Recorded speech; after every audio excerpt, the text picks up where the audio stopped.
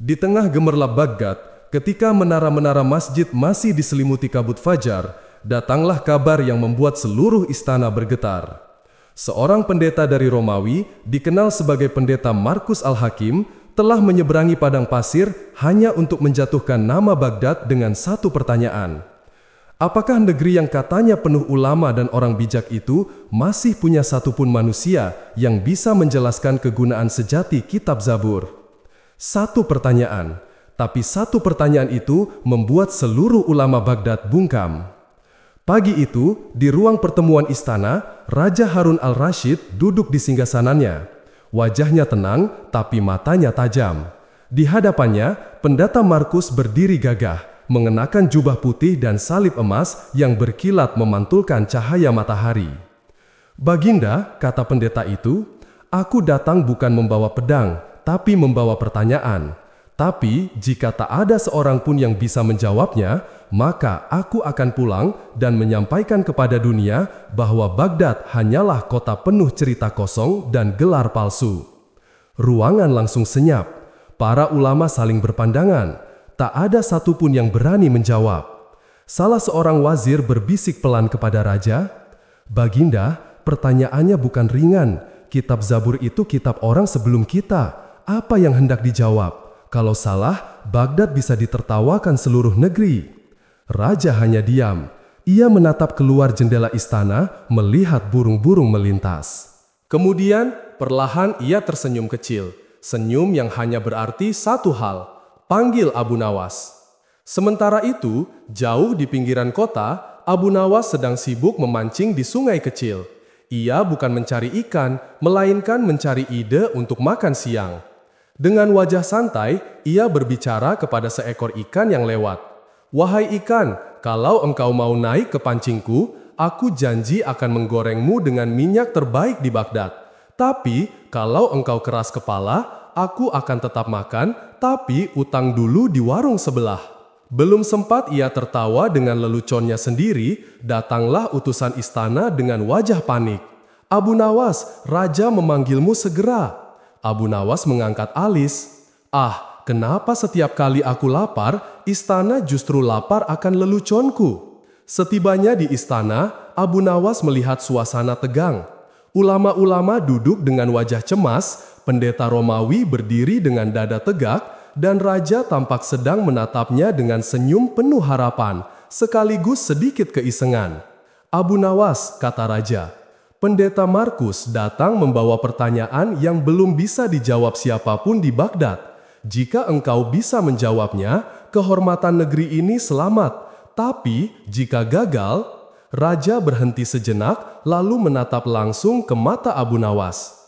"Maka engkau akan menghabiskan sisa hidupmu menyalin kitab Zabur dengan tanganmu sendiri, satu huruf per hari."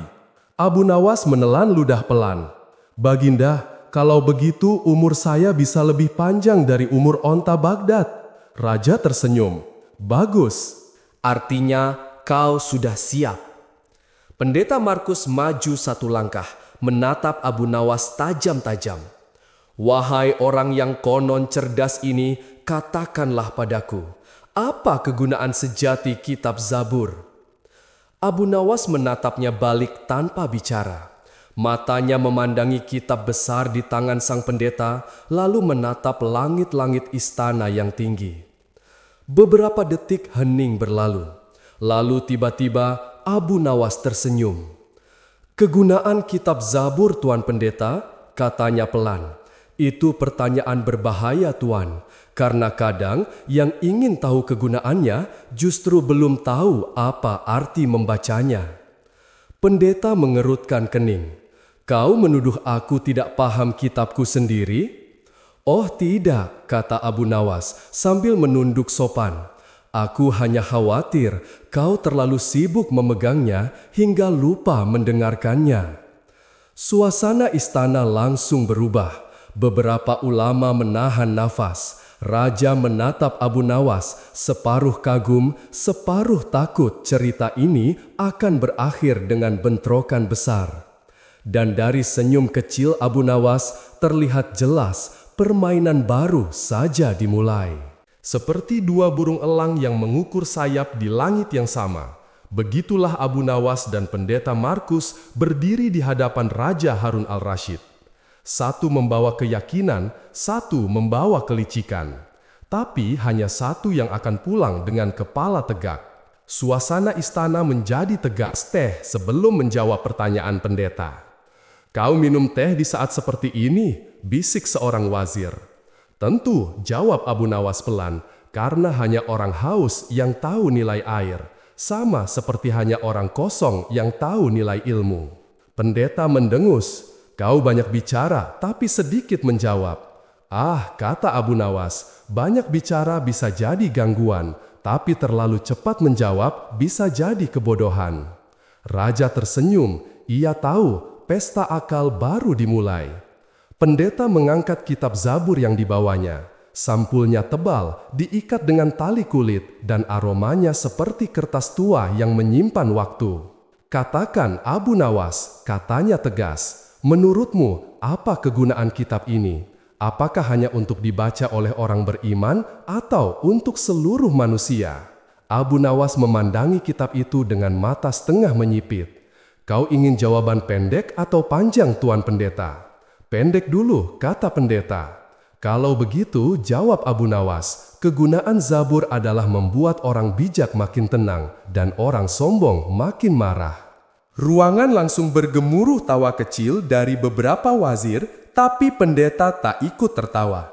"Dan jawaban panjangnya?" tanyanya dingin. Abu Nawas tersenyum pelan lalu berkata, "Kitab Zabur mengajarkan manusia untuk memuji Tuhan, bukan dengan mulut yang kering, tapi dengan hati yang basah oleh rasa syukur. Ia mengajarkan bahwa kebahagiaan bukan dosa, bahwa nyanyian bisa jadi ibadah, dan bahwa suara indah adalah doa yang berirama." Pendeta menatapnya tajam.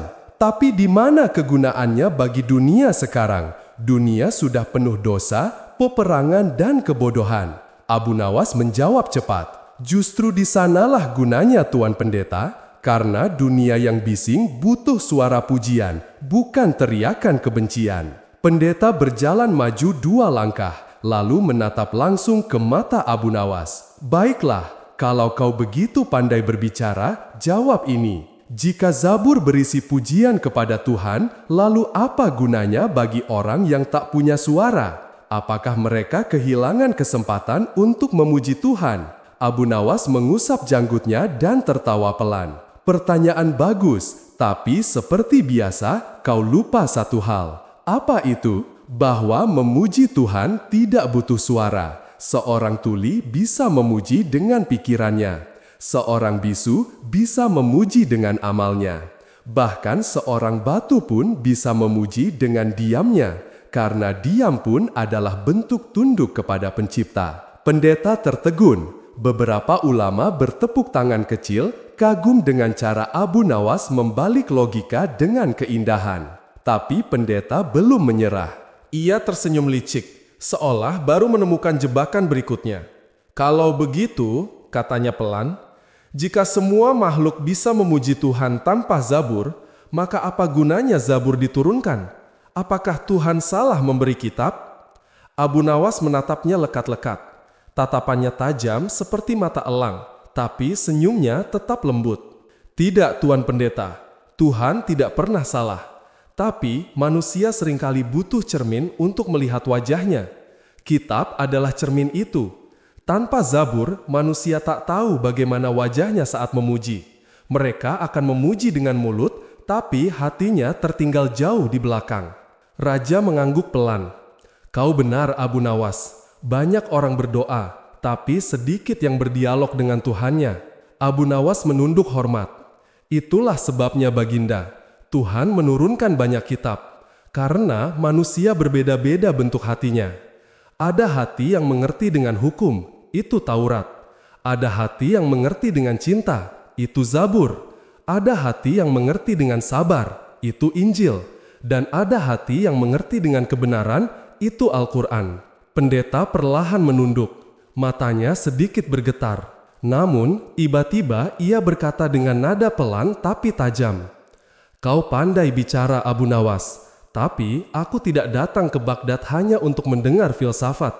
Aku datang untuk menantangmu dengan kitab ini sendiri. Pendeta membuka Zabur perlahan. Kertasnya bergetar, tapi bukan oleh angin. Semua orang di ruangan menatap. Ada sesuatu yang aneh.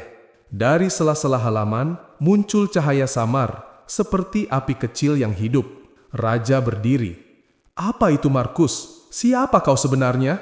Pendeta tersenyum. "Aku bukan sekadar pendeta. Aku penjaga Zabur, dan aku ingin tahu apakah kebijaksanaan Abu Nawas hanya sebatas kata-kata atau benar-benar dari hati." Abu Nawas tak bergeming. Ia menatap sinar yang keluar dari kitab itu, lalu meneguk sisa tehnya dengan santai. "Kalau begitu," katanya dengan nada tenang, "izinkan aku membaca Zabur, bukan dengan mata, tapi dengan akal dan iman." Raja tertegun.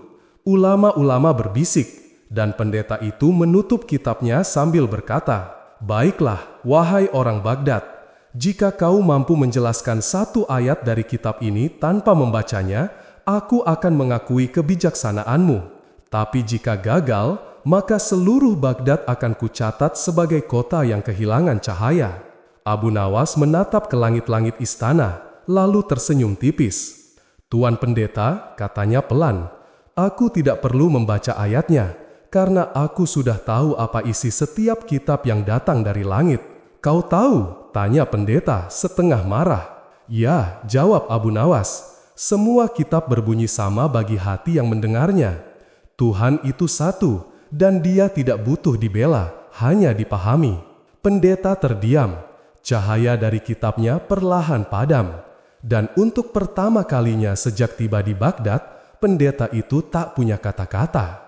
Malam turun di Baghdad seperti tirai hitam yang menutupi panggung sandiwara. Bulan menggantung di langit seperti mata Tuhan yang mengawasi manusia bermain dengan kata dan iman. Di istana, semua sudah tidur, kecuali dua orang, Abu Nawas dan pendeta Markus. Pendeta berdiri di tengah halaman istana yang sepi, hanya diterangi obor.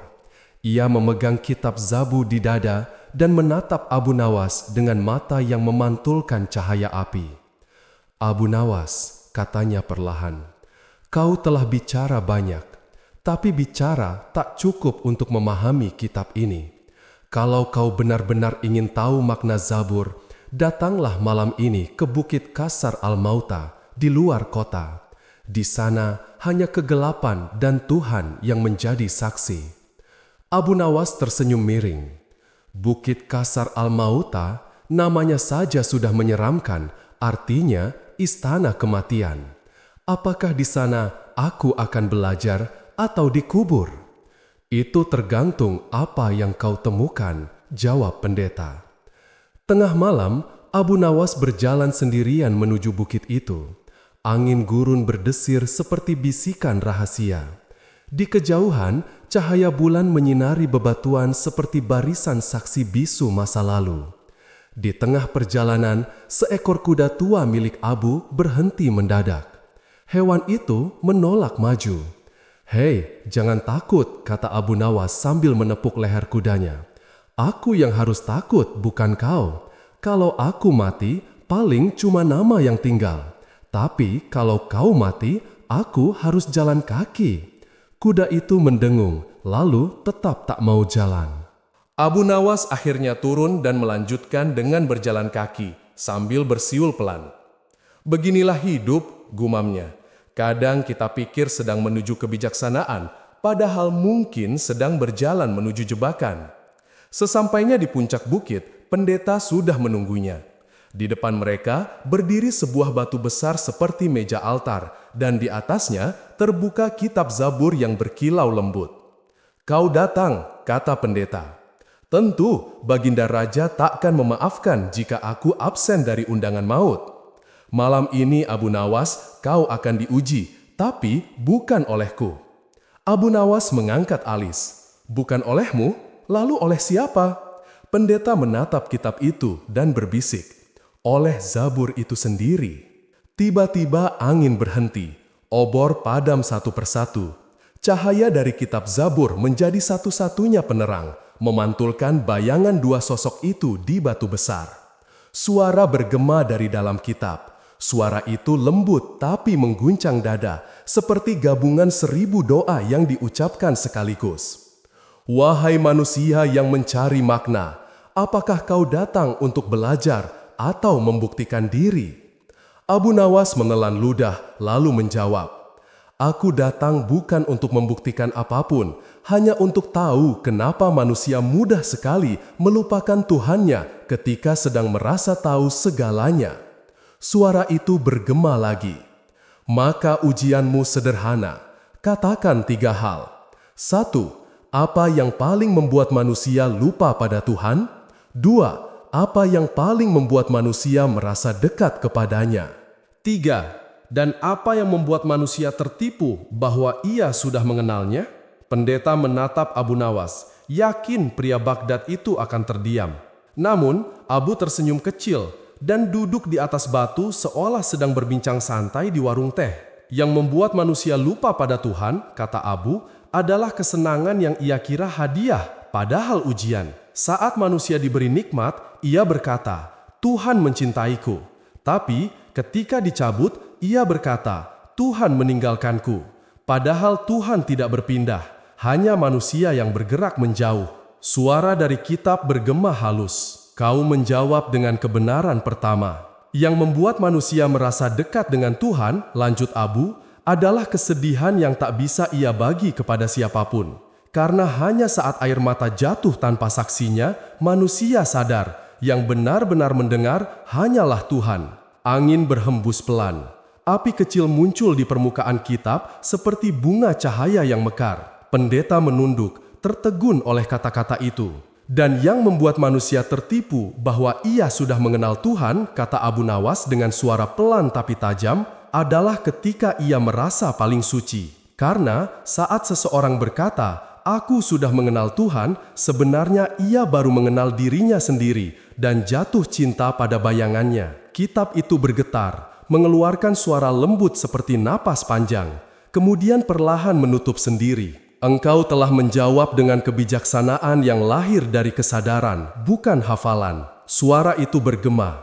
Dan karena itu, engkau memahami makna sejati Zabur, bahwa pujian bukan nyanyian lidah, tapi nyanyian hati yang sadar akan kecilnya diri. Tiba-tiba pendeta terjatuh berlutut, tubuhnya bergetar hebat. Dari balik jubahnya muncul cahaya. Lalu bentuk wajahnya perlahan berubah. Kulitnya memudar, matanya menyala biru. Abu Nawas, aku bukan manusia. Abu tersenyum tipis. Aku sudah menduga. Hanya makhluk yang tak lapar yang bisa berdebat tanpa berhenti minum. Pendeta itu menunduk. Aku adalah penjaga kitab Zabur, malaikat yang ditugaskan menjaga kemurnian pujian. Tapi berabad-abad aku menyaksikan manusia membaca Zabur tanpa memuji, bernyanyi tanpa hati. Maka aku turun untuk mencari satu manusia yang benar-benar paham maknanya. Ia menatap Abu Nawas, dan ternyata dia bukan rahib, bukan ulama besar, tapi seorang pengangguran dari Baghdad. Abu tertawa kecil. Tuhan memang suka bercanda, Tuan Malaikat. Ia sembunyikan mutiara di lumpur agar yang sombong tak menemukannya. Malaikat itu tersenyum dan menghilang dalam cahaya lembut, meninggalkan kitab Zabur yang kini telah menjadi debu emas. Abu menatapnya lama, lalu berkata pelan, Kitabnya lenyap, tapi maknanya hidup. Mungkin itu sebabnya Tuhan menurunkan firman dalam huruf, agar manusia belajar membaca, lalu melampaui bacaan. Ketika fajar menyingsing, Abu Nawas turun dari bukit dengan langkah tenang. Ia tahu Baghdad menunggunya dengan tanya, dan raja akan memintanya menjelaskan apa yang terjadi. Tapi Abu hanya tersenyum, karena beberapa rahasia tak perlu dijelaskan. Cukup disimpan dalam hati, seperti lagu yang hanya didengar oleh Tuhan.